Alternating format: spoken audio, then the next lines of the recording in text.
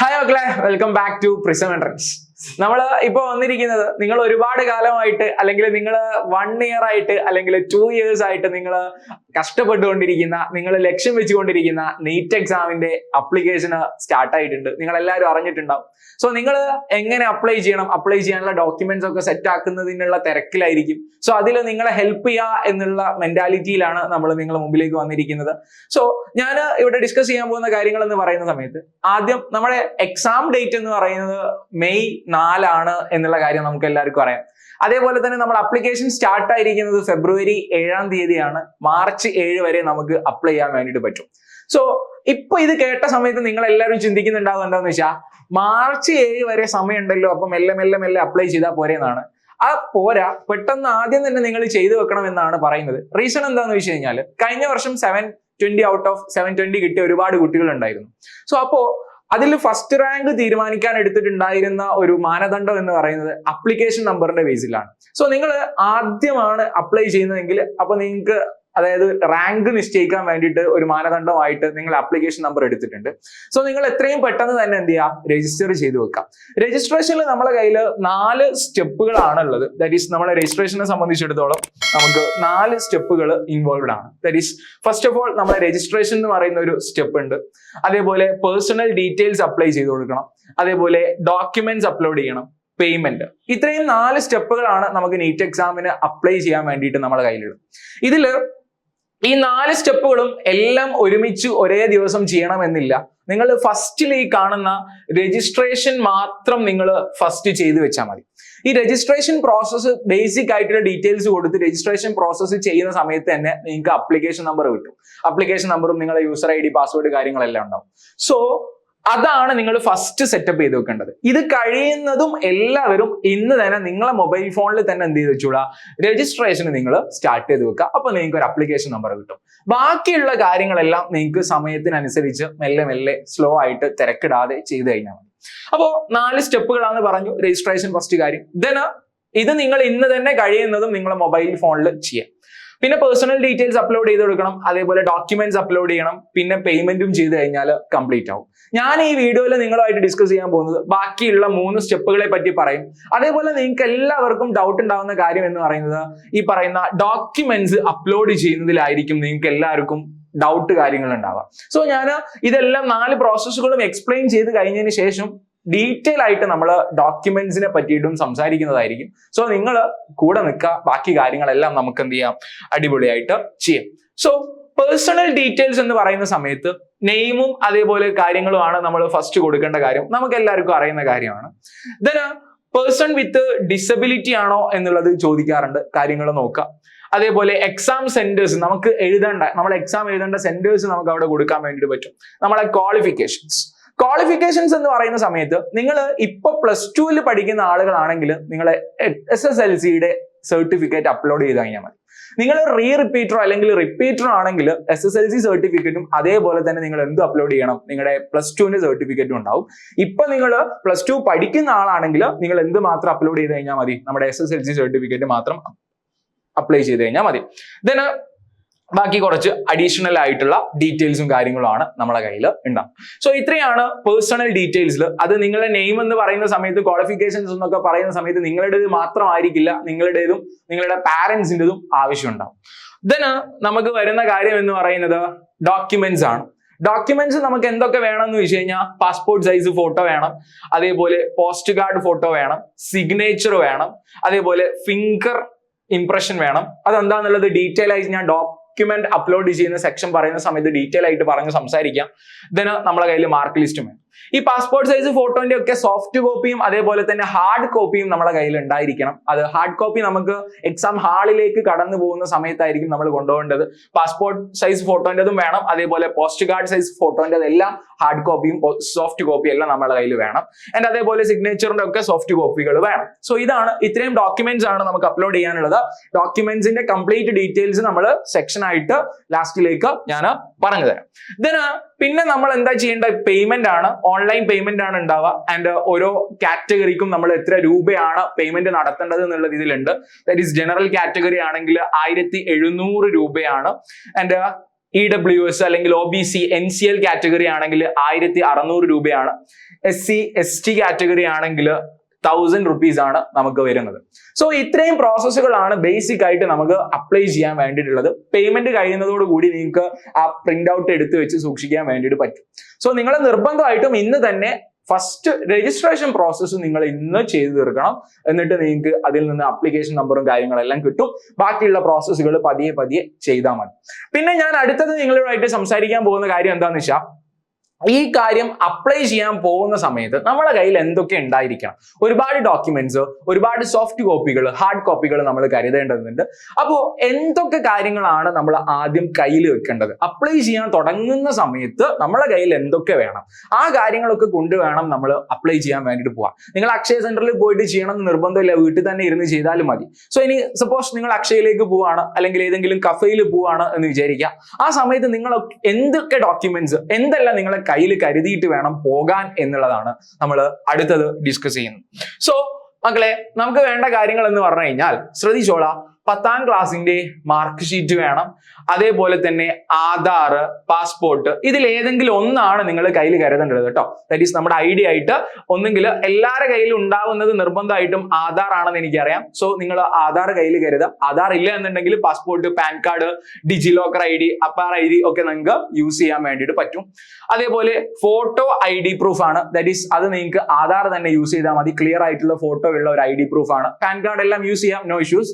So ഈ കാണുന്ന photo ID proof ഏതാണ് നിങ്ങൾ കൊണ്ടുപോകുന്നത് എന്നുള്ളത് നിങ്ങൾ അപ്ലൈ ചെയ്യുന്ന സമയത്ത് മെൻഷൻ ചെയ്യേണ്ടി വരും. ആ സെയിം ID പ്രൂഫ് ആയിരിക്കണം നിങ്ങൾ എക്സാം ഹാളിലേക്ക് പോകുന്ന സമയത്ത് കയ്യിൽ കരുതേണ്ടത്. പിന്നെ പറഞ്ഞതുപോലെ തന്നെ പാസ്പോർട്ട് സൈസ് ഫോട്ടോ വേണം വിത്ത് വൈറ്റ് ബാക്ക്ഗ്രൗണ്ട്. വൈറ്റ് ബാക്ക്ഗ്രൗണ്ട് എന്ന് പറയുന്നുണ്ടെങ്കിലും വൈറ്റ് ബാക്ക്ഗ്രൗണ്ട് എന്ന് പറയുന്ന മാൻഡേറ്ററി അല്ല. ദാറ്റ് ഈസ് ക്ലിയർ ആയിട്ടുള്ള ഒരു ഫോട്ടോ ആയിരിക്കണം എന്നുള്ളതാണ് കണ്ടീഷൻ എന്ന് പറയുന്നത്. ക്ലിയർ ആയിട്ടുള്ള ഒരു ഫോട്ടോ ആയിരിക്കണം. പിന്നെ ഫോട്ടോ എടുക്കുന്ന സമയത്ത് നമുക്ക് സംസാരിക്കാനുള്ള കാര്യം എന്ന് വെച്ച് കഴിഞ്ഞാൽ, നിങ്ങളെ ഫേസ് 80% ക്ലിയർ ആയിരിക്കണം. ദാറ്റ് ഈസ് ഫേസ് മറയുന്ന രീതിയിൽ കാര്യങ്ങളൊന്നും ചെയ്യരുത്. നിങ്ങൾ തട്ടിടുകയാണെങ്കിലും നോ ഇഷ്യൂസ്, പ്രശ്നങ്ങളും കാര്യങ്ങളൊന്നും ഇല്ല. പക്ഷേ 80% നിങ്ങളുടെ ഫേസ് ക്ലിയർ ആയിരിക്കണം. നിങ്ങളെ ഐഡന്റിഫൈ ചെയ്യാൻ പറ്റണം എന്നുള്ളതാണ് നമുക്ക് അതിൽ വേണ്ട കാര്യം എന്ന് പറയുന്നത്. ആൻഡ് പിന്നെ സൈസ് പറഞ്ഞിട്ടുണ്ട്, നമ്മുടെ ഫോട്ടോയുടെ സൈസ് പറഞ്ഞിട്ടുണ്ട്. 200 KB JPEG സൈസിലാണ് നമ്മൾ ഫോട്ടോ കീപ്പ് ചെയ്യേണ്ടത്. പിന്നെ ഫോട്ടോയിൽ ഈ പറയുന്ന ഫോട്ടോ എടുത്തിരിക്കുന്ന ഡേറ്റും അതേപോലെ പേരും കൊടുക്കണമെന്ന് പല കുട്ടികളും ചോദിക്കാറുണ്ട്. അതും നിർബന്ധമില്ല, കൊടുക്കുന്നത് കൊണ്ട് പ്രശ്നമില്ല. സോ അതിന്റെ ഒന്നും ആവശ്യമില്ല. ജസ്റ്റ് ഒരു വൈറ്റ് ബാക്ക്ഗ്രൗണ്ടിലുള്ള ഒരു ക്ലിയർ ആയിട്ടുള്ള ഒരു ഫോട്ടോ.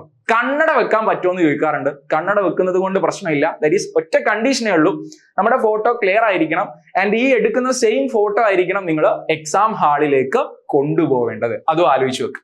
പിന്നെ പോസ്റ്റ് കാർഡ് സൈസ് ഫോട്ടോയാണ്. പോസ്റ്റ് കാർഡ് സൈസ് ഫോട്ടോ എന്താന്ന് പറഞ്ഞു കഴിഞ്ഞാൽ നമ്മൾ ഡീറ്റെയിൽ ആയിട്ട് ഞാൻ ഡോക്യുമെന്റ്സിൽ സംസാരിക്കാന്ന് പറഞ്ഞിട്ടുണ്ട്.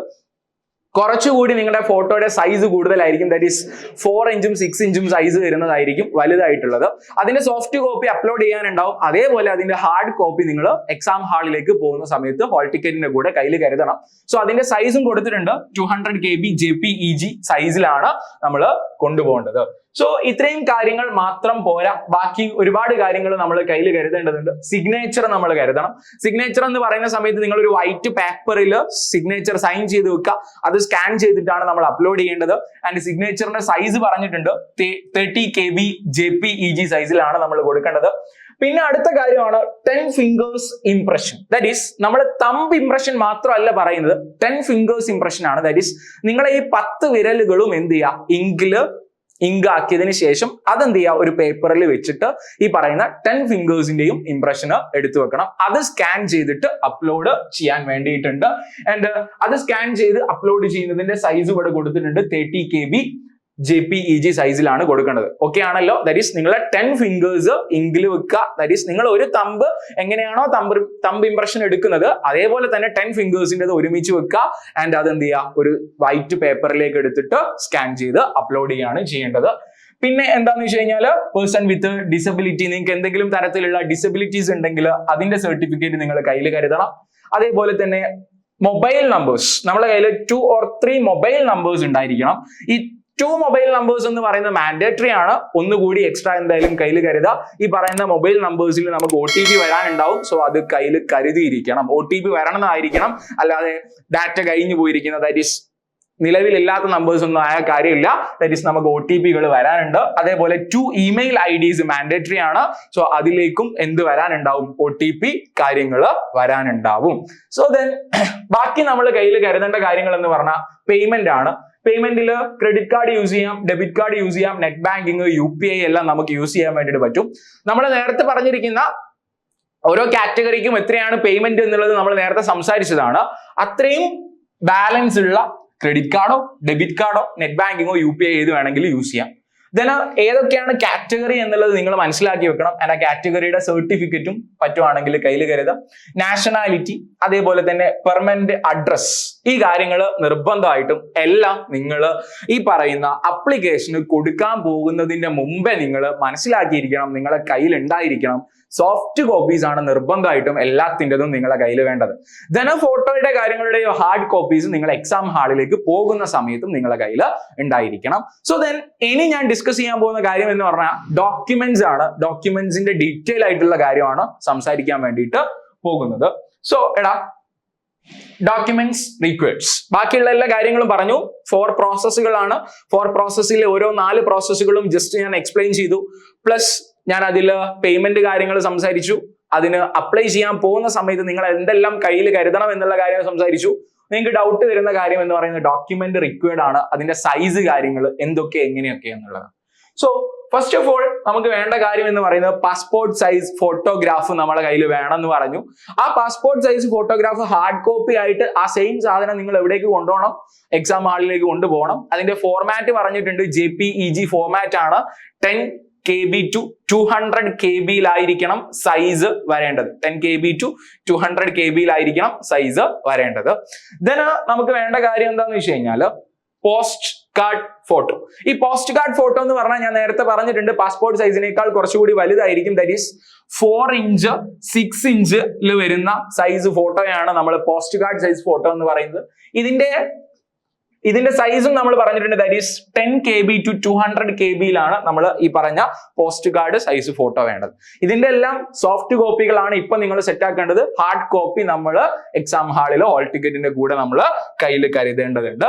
ദെൻ നമ്മളെ കയ്യിൽ സിഗ്നേച്ചർ വേണം. സിഗ്നേച്ചർ ഞാൻ നേരത്തെ പറഞ്ഞതാണ്, വൈറ്റ് പേപ്പറിൽ സൈൻ ഇട്ട് വെക്കുക, അത് സ്കാൻ ചെയ്തിട്ട് അപ്ലോഡ് ചെയ്യുക. സൈൻ എന്ന് പറയുന്ന സമയത്ത് ഓരോ സമയത്തും മാറ്റി സൈൻ ഇടാൻ നിൽക്കരുത്.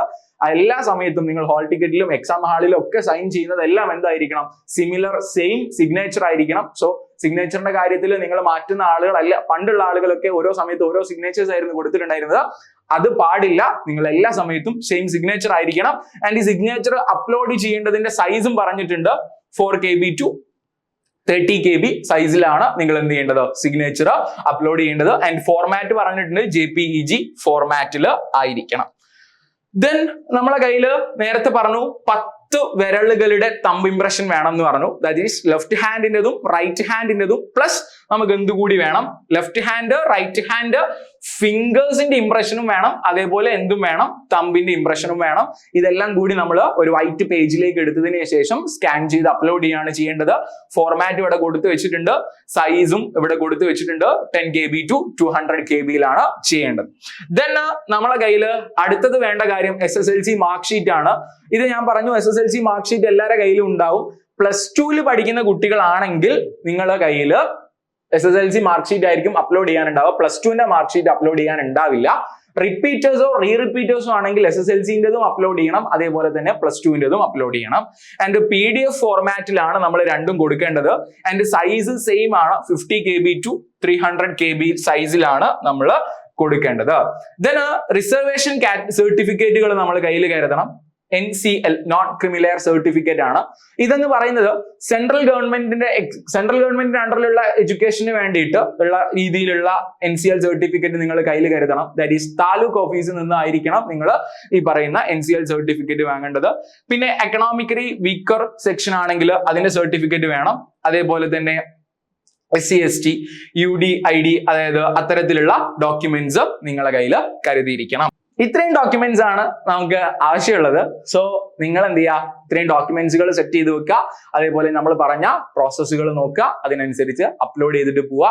സോ സെറ്റ് ആക്കുക, ടെൻഷൻ അടിക്കരുത്, നിങ്ങൾ കൂളായിട്ട് ചെയ്ത് വെക്കുക. ഞാൻ ഇപ്പോഴും പറയാണ്, 4 പ്രോസസ്സുകളിൽ രജിസ്ട്രേഷൻ പ്രോസസ്സ് നിങ്ങൾ നിർബന്ധമായിട്ടും ഇന്ന് തന്നെ കംപ്ലീറ്റ് ചെയ്ത് വെക്കുക. ബാക്കിയുള്ളത് സമയത്തിനനുസരിച്ച് സ്ലോ ആയിട്ട് ചെയ്താൽ മതി കേട്ടോ. ശരി, താങ്ക് യു.